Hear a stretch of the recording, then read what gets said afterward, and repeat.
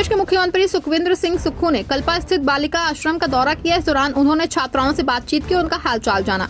इस दौरान छात्राओं ने समूह गान, एकल गान और अलग अलग विषय पर भाषण प्रस्तुत किया। मुख्यमंत्री ने छात्राओं की सराहना की और इसी तरह आगे बढ़ने के लिए आशीर्वाद दिया। इस दौरान मुख्यमंत्री सुक्खू ने छात्राओं को संबोधित करते हुए कहा कि हिमाचल में कांग्रेस की सरकार बनते ही हिंदुस्तान का पहला ऐसा कानून बनेगा जिसमें आश्रम की बालिकाओं का 27 वर्ष तक ख्याल रखेगी, जो बालिकाओं का कानूनी अधिकार है। नवाब मलिक की उम्मीदवारी को लेकर महायुति गठबंधन के सहयोगी दलों के बीच आम राय नहीं बन पा रही है। इस वजह से भाजपा और शिवसेना ने उन्हें टिकट नहीं दिए जाने का विरोध किया है। अब नवाब मलिक ने भी इस पर जवाब देते हुए कहा कि वो केवल एनसीपी के उम्मीदवार हैं, भाजपा और शिवसेना उनके खिलाफ लड़ रहे हैं। बस मार्शलों की नियुक्ति को लेकर दिल्ली के मुख्यमंत्री आतिशी ने भाजपा पर हमला बोला। उन्होंने कहा कि बीजेपी को चैलेंज करती हूं, हम एक हफ्ते में बस मार्शलों को पक्का करने का प्रस्ताव एलजी को भेजेंगे। भाजपा भी एक हफ्ते में उस प्रस्ताव को पास करवा कर दिखाए। बीजेपी को बस मार्शलों के साथ अपनी गंदी राजनीति करना बंद करना चाहिए। झारखंड में बीजेपी के घोषणा पत्र पर झामुमो की राज्यसभा सांसद और रांची से पार्टी प्रत्याशी महुआ माझी की प्रतिक्रिया सामने आई है। उन्होंने कहा कि भाजपा पर कोई भरोसा इसलिए नहीं करेगा क्योंकि झारखंड जब से बना है तब से लेकर आज तक 17 से 18 साल तक यहाँ बीजेपी की सरकार रही। उनके कई मुख्यमंत्री भी रहे। इसके अलावा रांची में भी उनके विधायक लगभग 30 साल तक रहे, सांसद रहे, पार्षद रहे, मेयर रहे, डिप्टी मेयर रहे। इसके बावजूद न झारखंड का विकास हुआ, न ही रांची का विकास हुआ।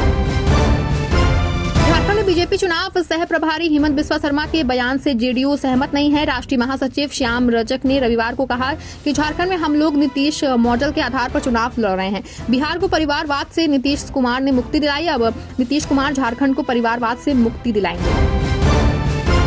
समाजवादी पार्टी के प्रमुख अखिलेश यादव का बयान पर उत्तर प्रदेश के उप मुख्यमंत्री केशव प्रसाद मौर्य ने कहा कि अखिलेश यादव स्वयं गहरे तनाव के दौर से गुजर रहे हैं क्योंकि उत्तर प्रदेश के उपचुनाव में कांग्रेस ने उनका साथ छोड़ दिया है। महाराष्ट्र और झारखंड में भी कांग्रेस ने समाजवादी पार्टी का साथ छोड़ दिया है, इसीलिए वे स्वयं तनाव में हैं। भाजपा एक रहेंगे तो सेफ रहेंगे के मंत्र के साथ लगातार काम कर रही है। अब तक देश ने प्रगति के इतने कीर्तिमान स्थापित किए हैं कि पूरी दुनिया में भारत का जो सम्मान 2014 से पहले नहीं मिल पाया था वो अपने अर्जित किया है।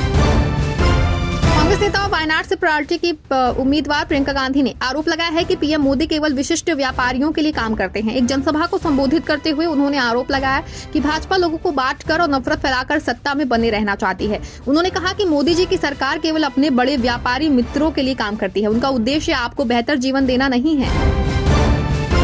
महाराष्ट्र में चुनाव को लेकर सियासी पारा चढ़ा हुआ है। इस बीच साइना एनसी की प्रतिक्रिया सामने आई है। मुंबा देवी सीट से शिवसेना उम्मीदवार ने चुनाव प्रचार के दौरान कमाठीपुरा क्षेत्र के पुनर्विकास का दावा किया है। मुंबई देवी में कई मुद्दे हैं, क्लस्टर पुनर्विकास, कमाठीपुरा क्षेत्र का पुनर्विकास एक बहुत बड़ा मुद्दा है। इसके लिए कोई प्रस्ताव नहीं भेजा गया है। साइना एनसी ने कहा कि मैं कहना चाहती हूँ कि हम कमाठीपुरा क्षेत्र का पुनर्विकास करेंगे। मुझे लगता है कि एक फुल प्रूफ योजना की जरूरत है और यही मेरा लक्ष्य होगा। पार्टी के घोषणा पत्र के जारी होने पर भारतीय जनता पार्टी के झारखंड अध्यक्ष बाबूलाल मरांडी ने 3 नवंबर को झारखंड के सीएम हेमंत सोरेन पर निशाना साधा। उन्होंने आरोप लगाया कि सीएम सोरेन ने पिछले 5 सालों में झारखंड की जनता को लूटा है। उन्होंने पिछले 5 वर्षों में झारखंड के लोगों को लूटा है। बीजेपी जो कहती है वो करती है। हमने कहा है कि गोगो दीदी योजना के तहत महिलाओं को हर महीने 2100 रुपए दिए जाएंगे। कांग्रेस नेता और लोकसभा नेता राहुल गांधी ने बहन प्रियंका गांधी के लिए एक जबरदस्त प्रचार किया। जनसभा को संबोधित करते हुए राहुल गांधी ने कहा कि वो भाग्यशाली है कि प्रियंका उनकी बहन है। इसके बाद उन्होंने कहा कि वायनाड को मिलने वाली सबसे अच्छी सांसद प्रियंका है। मैं उसे एक बहन के रूप में पाकर भाग्यशाली हूँ। अब आप भी उससे एक बहन के रूप में पाकर भाग्यशाली हैं। वो आपकी बहन की तरह, आपकी माँ की तरह, आपकी बेटी की तरह बनने वाली है।